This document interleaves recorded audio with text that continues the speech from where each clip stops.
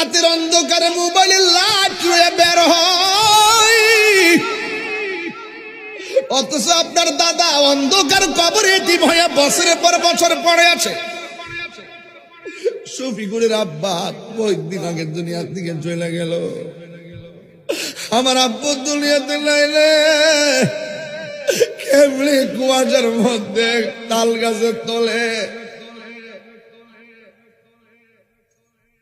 পয়রা রয়েছি, এমন ভাবে বুঝি আমরাও পয়রা থাকবো। এই জন্য আপনারা বলেন মরার আগে আমার নবী চিনার দরকার আছে না নাই? আমার কি বা সাধ্য যখন তখন উইরা যাইতে এই তাহিরি বাধ্য। বাস্তারুমনি এই উসমান হাদি বাচ্চে সিঙ্গাপুর যায় কি বাচ্চে। আল্লাহ আমি সৃষ্টি তুমি স্রষ্টা, আমার কি বা সাধ্য যখন তখন উইরা যাইতে এই তাহিরি বাধ্য। সব ক্ষমতার প্রতিপাদ্য হর হামেশা গাই, সব ক্ষমতার প্রতিপাদ্য হর হামেশা গাই। আল্লাহ রাই তৈলে ডোরাই, রাতি পোহাইলে ডর বৈশ হলি বুইলা যায়।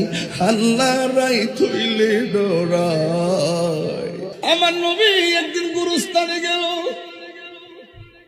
গুরুস্থানে যাইয়া দেখি কবরস্থানে সব কবর দিকে তাকায় তাকায় নবী মুচকি মুচকি হাসে। একটা কবর দিকে তাকায় আমার নবী চোখের পানি মোবারক ছেড়ে কান্দে। আওয়াজ করে বলুন, কবর আযাব কি সত্য না মিথ্যা? এই আযাবকে আমরা সহ্য করতে পারবো? এই আযাব আমরা সহ্য করতে পারবো না রে। ও আমার যুবক ভাইয়েরা, হ্যাঁ বন্ধু, তোমার মতো কত যুবক মোটর সাইকেল অ্যাক্সিডেন্টে কবরে চলে গেছে। তোমার মতো কত ছোট্ট ছোট্ট পোলাপান পানির মধ্যে পইরা মারা গেছে। আমার মতো কত বক্তা হঠাৎ পিরা স্ট্রোক করে মারা গেছে। ওই জন্য দেখলাম একটা বক্তা ওয়াজ করতেছে, ওয়াজের ভিতরে হঠাৎ করে হাত একটা লাড়া দিয়া চোখটা উল্টাইয়া সরাসরি টেবিলের মধ্যে পয়রা দুনিয়া থেকে বিদায় হয়ে গেছে। নিঃশ্বাসের কোনো বিশ্বাস নাই। ও আমার যুবক ভাইয়েরা, আমার নবী আপনার নবী বলেন, আমার কাছে সব চাইতে কবর আযাব বড় ভয়ঙ্কর লেগেছে।